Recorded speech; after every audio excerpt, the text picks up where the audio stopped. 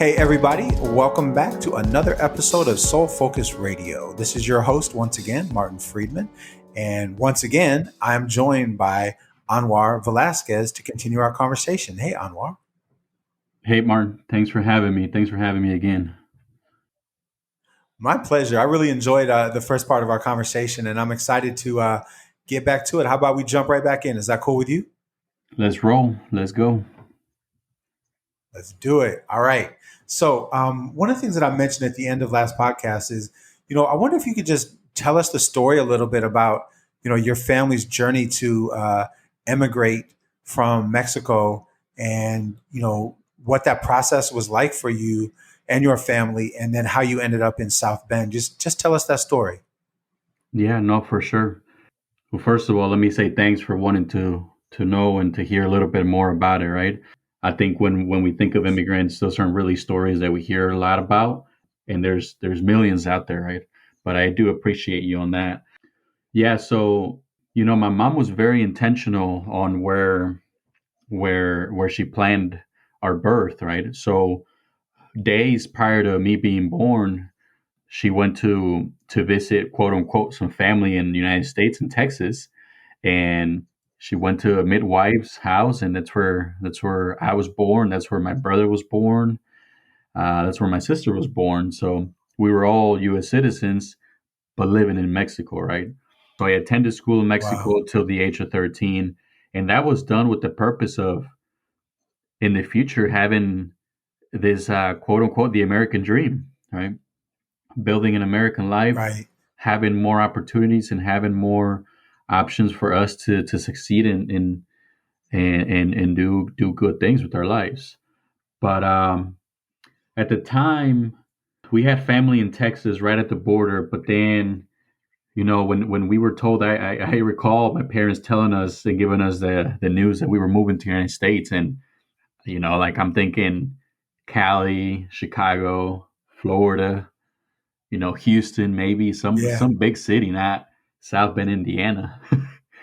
I told my friends I was going to the United States, and they're like, "Where?" And I was like, "South Bend, Indiana." They looked at me like that's not even in the United States, right? But Yeah. at the time, I had an aunt who used to live in Logansport, Indiana, which is an even smaller town, that was working at a factory that is now Tyson, the chicken company, the meat processing company. Right. But her and my uncle moved to South Bend, and they found a restaurant cleaning job there. They cleaned at night. They used to clean two restaurants. So they called my family and they're like, "Hey, we have this opportunity. Do Wow. you guys want to move up here?" So we did. We moved up and made the 1,500-mile journey, and we ended up in South Bend, Indiana. And my dad started working for the cleaning company. I remember at times my brother, my mom, she was pregnant with my youngest sister, and she couldn't go help out, so we would have to wake up really early in the morning, like 2 in the morning, go help out, clean the restaurant till about 6 or 7 in the morning with my dad. So it was a pretty cool experience overall, very humbling, very very humbling experience. We lived for about a year or two. It was seven of us living in a 2-bedroom apartment, one bathroom. Wow. So it was very humbling, and I knew that I wanted to pay back to the people that set the path for me to become successful and earn a educational career here, or earn a college degree and stuff like that. So I was the second one out of my family to graduate high school and go to college. I was the first one to graduate college, and I'm currently working on a master's in school counseling, hoping to become a school counselor at some point in my life. Well, yeah, that's beautiful. Well, first of all, I'll just say you're gonna be an incredible counselor, incredible. So, I feel very happy for those children that you'll be dealing with in that capacity. I have this question for you. I'm wondering, what was it like the moment that you crossed the border and you knew that you weren't going to live in Mexico anymore? Were you scared? We see a lot of movies and a lot of representations about how people actually cross the border. What was it like for you? Was it just about you all just driving across? Was it hard to actually come across the border and how did it feel to you knowing that you weren't going back in the same capacity? Yeah, yeah. So first of all, I knew I was leaving loved ones behind, right? I knew Yeah, I knew that at some point I would have to deal with what's called migratory grief, yeah, leaving your loved ones behind, cousins, aunts, uncles, grandmothers, grandparents, right? And then when we crossed the border, we crossed through a vehicle, and I remember my parents telling us to pretend like we were sleeping, so they wouldn't ask us any questions and stuff like that. And they drove right through, and next thing you know, I'm looking up, and we're on USA soil. We drove, met an aunt in Texas, and they helped us kind of like route our way to Indiana, and we got on our van with all our luggage, and goodbye, we said, right? But it was very painful, very, very painful. You know, in 2013, I lost my grandfather. Yeah, a man that actually left a lot. He left a lot of good impressions in me, and I love that man. But I think a lot about my mom, and other people. But my mom couldn't go to his funeral at the time; she was still undocumented. That's right. that's your own father, and for you to not be able to at least say your goodbyes, that was painful. So I actually bought a ticket. I was a police officer then. My mom calls me, and I didn't answer the phone right away, and she kept calling, so I knew something was wrong. I answered the phone, and she's crying, telling me that my grandfather passed away. So I bought a ticket that day because I knew I wanted to at least go say goodbye to him on her behalf, right? I think about that with other families and other families that I came into contact with as a police officer. Because of my positionality with or growing up with immigrant parents, when it came to working with immigrant families, I had a lot of empathy, right? I would pull people over who were undocumented, and yeah, it's illegal, right? It's against the law, but I didn't care because I knew the struggle, and then I also knew that if I gave that person a ticket, I could potentially be hindering or canceling their immigration status or their process of becoming a documented person just simply on giving them a speeding ticket. So I was always very, very empathetic toward families like that. Yeah, that's I just keep thinking about the conversation we had in the first half hour, which was, seeing the humanity in people. And, we're in so many ways in this country, we're not conditioned anymore, to and socialized to see humanity in people coming from other countries, especially people coming from Mexico. Hmm. And, to just hear about the how painful it was. And, the picture that's painted is just so untrue. And Hmm. I'm just sitting with that right now, where just how deeply misleading the narrative has been. I mean, we try to not get too political on this podcast because, as we've said before, people on both sides of the political coin are out of their power right now, and Hmm. the political divide, just follows the race divide. And having said that, the fact that we had a president that ran one of the things that he ran on successfully was building a wall, Hmm. and just what is that? What kind of mentality do you have to build a wall to say we don't want you over here so badly, we're going to build hundreds of miles of a wall to keep you out? Just thinking about the humanity that you represented in the struggle that it was to come over here. Just, I don't know, I'm just really holding that right now. Yeah. No, I mean, we talk in this work, we talk about social constructs, right? The idea of Yeah. having a border in the United States, that was a social, like we created that, right? Before that, there were tribes going back and forth. There's documentation that some Aztecs were found in Utah. So we're the ones that created that Hmm. for that reason, right? To try to keep people where they belong in a way without giving opportunity. And it cracks me up because recently and I know you say you don't want to get political, but recently with Ted Cruz going to Mexico because he lost power and other Oh things, my and gosh. but he goes to Mexico to Cancun, and he wants to say that he was doing it for his family. What about the families that are escaping gangs and drug violence and stuff like that, and we treat them like crap. At the time they come That's here, right. if they're caught, their kids are taken from them, ripped from them. But then you want to sit here and tell us that you did it for your daughters and you took them to a resort in Cancun?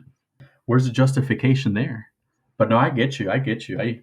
The messages that I received as a young kid growing up in the United States, a lot of the anger that I experienced came from not feeling welcomed, hearing things like, immigrants are criminals, they're rapists, right? When I would look at my dad and I would look at my uncle, and they're some of the hardest working men I've ever met in my life. But Yeah. here I am having to sit in front of a TV and hearing messages like that. And so it's extremely painful. Something that I have to live with on a daily basis, right? Yeah, it's to me a theme of a lot of what we're talking about is the theme of dehumanization, of the inability for us to see humanity in other people that differ from us in constructed ways. Like you said, I mean, bones of Aztec people have been found in Utah. The idea of the Rio Grande being a border between two different countries is completely fabricated, right? I mean, Mhm. you know, I know enough about the Treaty of Guadalupe Hidalgo to know that, that there was, I think, part or all of 11 states were, part of Mexico before that annexation. And I also know enough about the Treaty of Guadalupe Hidalgo to know that the land that was taken had the most resources on it and under it in terms of gold and silver. And I mean, I don't even know if they knew about oil at that point, but oil obviously became huge. Mhm. But left, the lower 45%, which had most of the people because they Mhm. wanted the land, but they didn't want the people. And so, I know enough about that history to know that this is a construct, and the only way to justify the construct is to continue the process of dehumanization of people from Mexico. Mhm. Mhm. Yeah, people that were on that land for centuries, right? For many, many, many, many Yeah. years, and to be treated that way.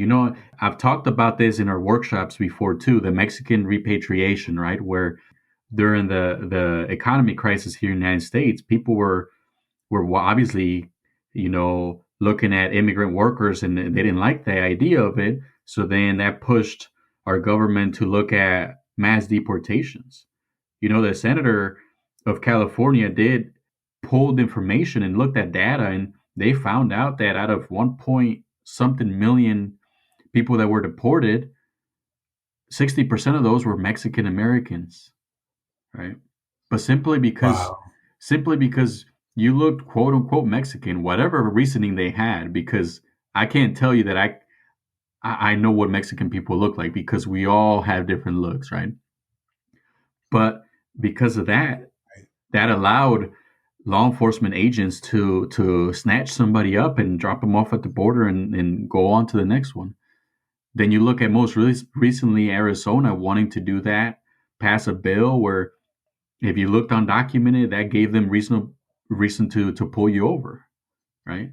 So that means that Right. if I was traveling through Arizona, I'll probably get stopped every 10 minutes. Think about the dehumanization with that, Right. right? Yeah. And again, it's just like everything we talk about, it's dehumanization that Mm-hmm. is false. It's just is based on false ideas, and it's done so small groups of people can profit. And the other thing I'm thinking about in your story is the level of trauma. You talked about the trauma being pulled over, but it sounds like the whole immigration process was traumatic for you. And I just wonder what your thoughts are about that, and kind of how have you worked through that moving forward. So one of the reasons why I appreciate you asking about it is because me talking about it in this platform, first of all, it's the first time that I've ever spoke about it in this way, right? But me speaking about it allows me to heal a little bit, right? Right. I unfortunately I have a lot of trauma from my as a young kid, as a police officer. I dealt with a lot of trauma on the job, and Yes. one of the ways that I found is by me talking about it. I recently, for my master's program, I recently wrote a paper, and I talked about counseling theories and developing counseling theories that are equitable and that are inclusive and that have some cultural humility behind them, right? And I talked a little bit about myself. I expressed myself in that paper, and my professor loved it. She wanted to use it as an example paper, but she recommended that I continue to work through my trauma because I know for a fact, Martin, that at times all of it has piled up and it has shown through the way that I've policed in the past or that I've treated somebody or that you know what I mean? So I've been working on it. You know, we talk about recognizing, I've been recognizing it more. I've been wanting to make sure that I work with it to be my full authentic self and not allow it to create this fog in my eyes when I'm dealing with people overall. So I don't dehumanize them, right?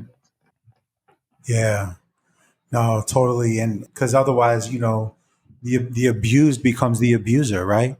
Yes, sir. And the traumatized can become the traumatizer if you're not doing your healing work, which is why we say, that healing from racism is the way to end racism. And you have had to do a level of healing work so you didn't inflict that trauma on others. Yes, sir. And that's what I love about Yeah. this whole focus group overall. I attended trainings like this in the past as a police officer.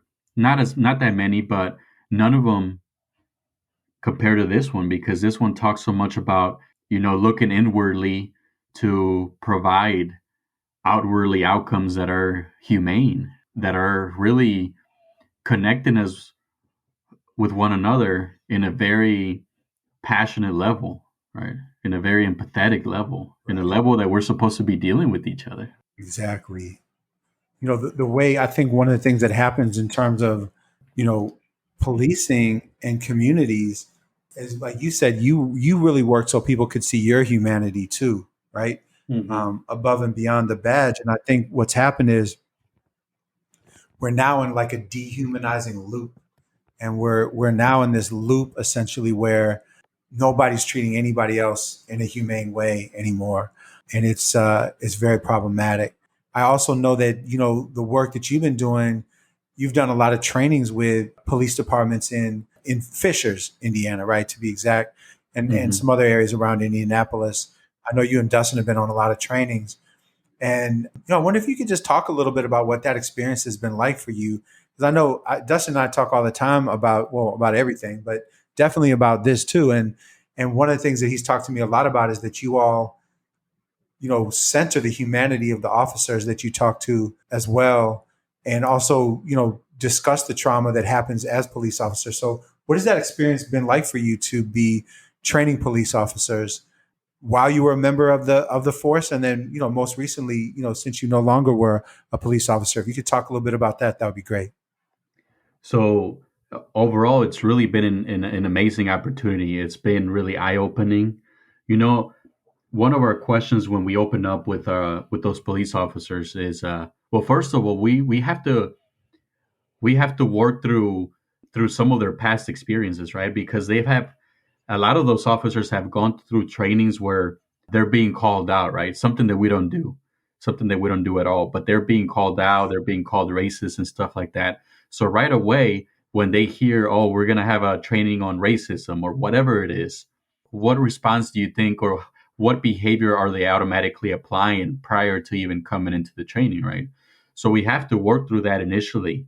And we let them know, hey, look, this is not what we're here for, right? Because by and large, a lot of those police officers, they have really good intentions. However, they have yet analyzed their socialization, right? Something that we talk about. But one of the questions that we ask is, why is it important to you to interrupt racism now? And pretty often we were hearing that they're tired of being called a racist, right? You know, Right. as a police officer myself, I was called a racist. I was called a sellout, an Uncle Tom, traitor, and stuff like that, right? But here's the difference. Yeah. The difference is I didn't take that personal. I never allowed or I never gave that action any power because I knew that the minute I gave it power, that at that point that interaction would be completely different. That barrier would go up, and I would not be willing to create a connection with that person. Instead, through my actions and my intentions, I wanted to show them that whatever image they had of me or as a police officer, I was going to show them the complete opposite. And that's what I wanted to work with those Right. officers is first of all, recognize that the reality is they're not calling you personally a racist. They're calling the badge, Yeah. that institution that you represent as racist, right? Because we have seen those outcomes. And if you fail to Yeah. recognize that, then you're failing to see that person as a human being. And police officers want to be recognized and be viewed as human beings.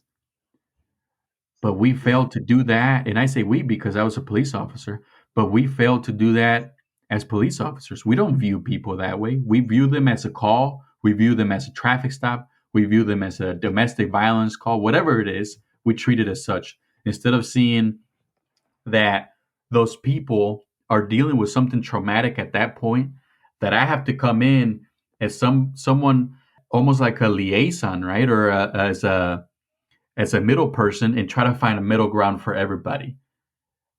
But through a training, through work overall, we become like robots. That when we go to calls, we completely forget that we're dealing with people. We just want to get in and get out without seeing that by doing that, we are leaving some sort of damage behind. And overall, when we were working with police officers, is we want them to see that. We want them to apply some of those techniques or to look at some of those things to create to move that needle toward better change. You know? Hmm. Yeah. And you feel like the way that Soul Focus Group has been working with police officers, police departments, not just officers, right, but captains and commissioners and all that. You believe that that's a pathway. How is that a pathway? I know you believe it's a pathway. How is that a pathway to this better type of policing that you're talking about? This more humane type of policing. How is that a pathway there? I think the biggest way that is a pathway is because it allows you to start that process if you're willing, right? Because you're going to have officers. The reality is you're going to have officers, teachers, whoever we're talking to that may not be so willing.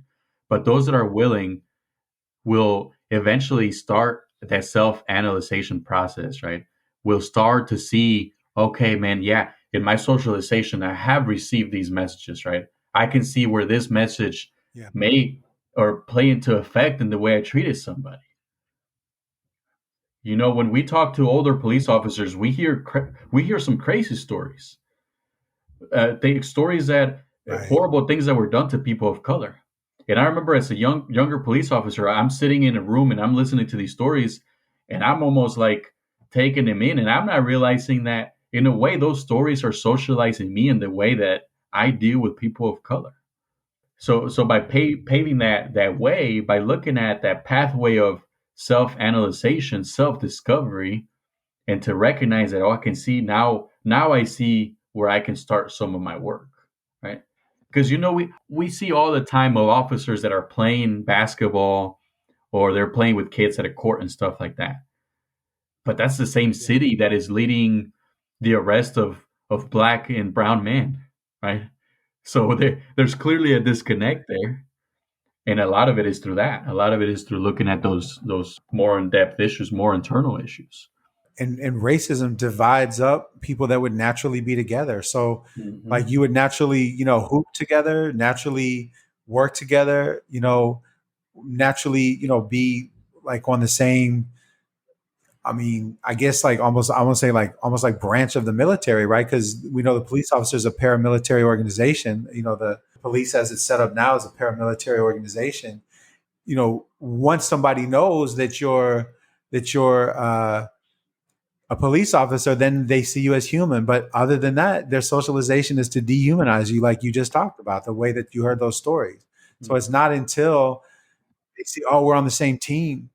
Once you realize you're on the same team, then you can see that humanity. But we've lost that. We've lost that ability to just see the fact that we're all on the human team, right? And it's just Yeah, it's really interesting to me. I really appreciate you sharing at the level in which you're sharing, Anwar. I really do. No, no, thank you for allowing me to. Oh yeah, it's I mean it's beyond a pleasure. Tell us a little bit about where you're at right now. You know where your journey as a police officer has led you, and you know I know I have information going into this that because you and I have talked about this quite a bit, but I know that you're no longer with the police force. You know just anything that you feel comfortable sharing around that. So that we know where you're at now, our listeners know where you're at now. Hmm. Yeah, so now I'm currently, like you mentioned, I'm not a police officer anymore. I left sometime in December, where I was working as a school resource officer. I love that job. I love going to the school, working with kids and stuff like that. I'm working on a master's in school counseling. Like I said, I want to become a school counselor and continue to do things with the Soul Focus group, right? But ultimately, I left because in this work we talk about the idea of integration, right? Integration of consciousness of people of color in white dominated spaces. And I felt that Yeah. in both police departments that I worked for, I could truly never feel like I was being fully integrated. I felt that I was taking that thin blue line identity so much that I was completely overlooking my cultural identity. I was putting that to the side. And that's when I knew it was Mm. becoming more detrimental than actually positive. And it hit me. I mean, 2020 was definitely a year for a lot of officers of color that it hit them, especially with seeing such a traumatic event like that. And you see somebody that wears a uniform like yours to do such a horrible thing to another human being. And then there was a lack of or looking out for officers of color. So it was just a transformation where I felt that I was not allowed to be myself. I was not. I was overlooked. You know, I felt that even when I deserved something, a lot of times I would hear comments from other officers like, "Oh, well, you got this because you speak Spanish." Well, what about the rest of the work that I've done, right? What about Mm. the many Right. programs that I created for the community? But because I speak Spanish, so we talk about the brotherhood, and yeah, that brotherhood exists. But then when it comes time to promotions or when it comes time to getting another position, all of a sudden now those differences show up, and they show up in very very Mm. ugly ways. That now I see where I stand, and now I see where I'm at. But so ultimately, that's why I left, and I feel like I can make a greater impact in the educational system. I really have a passion for that as well. So I'm Yes. excited. I'm looking forward to it. I feel at peace. I'm slowly finding that peace, but I mean, there was just a lot of trauma that I had just working as a police officer, not only as a police officer, but also a police officer of color. Right? Yeah. And so really the journey that you're on parallels, the journey in Soul Focus Group, because you're on that journey to heal. You have a lot, you've been doing a lot of healing. It sounds like to me, and it sounds like to me that you are continuing on a healing journey and also to facilitate that healing for other people.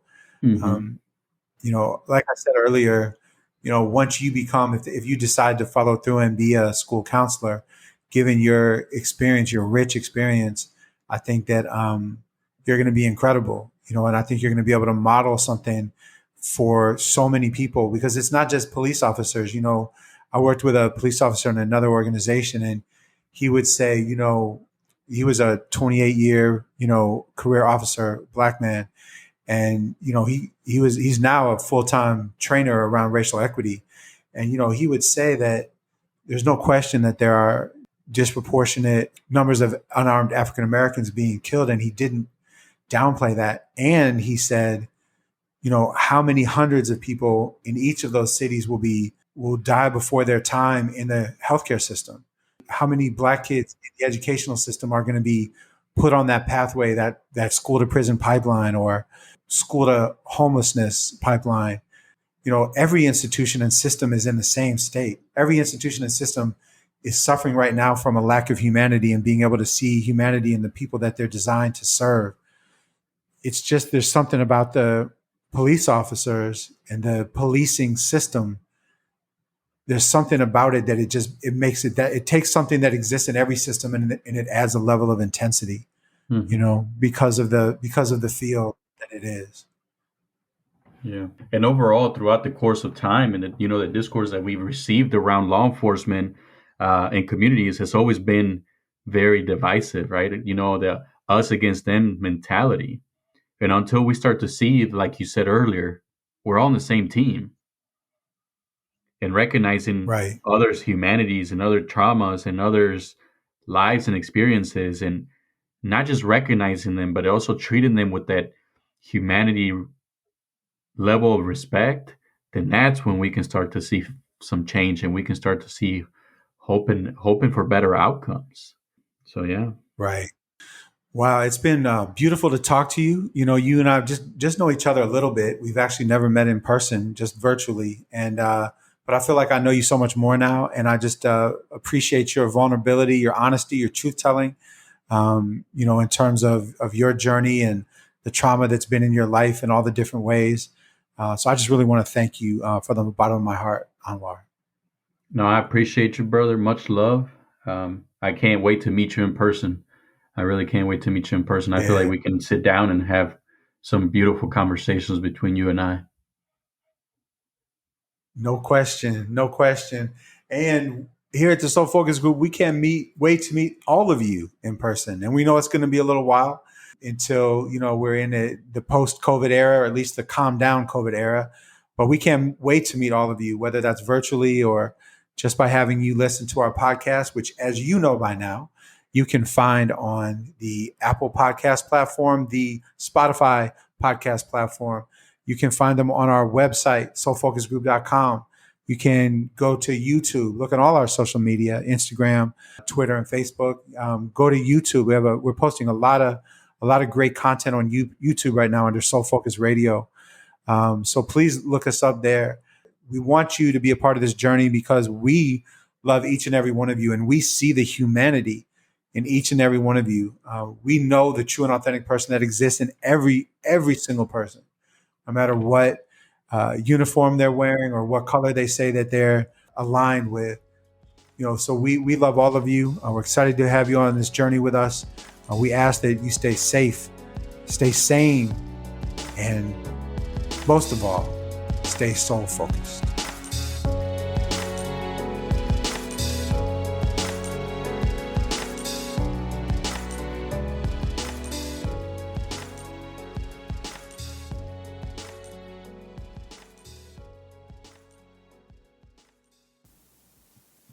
If you wish to support and represent the Soul Focus Group, check out our apparel store at our website, www.soulfocusgroup.com/shop.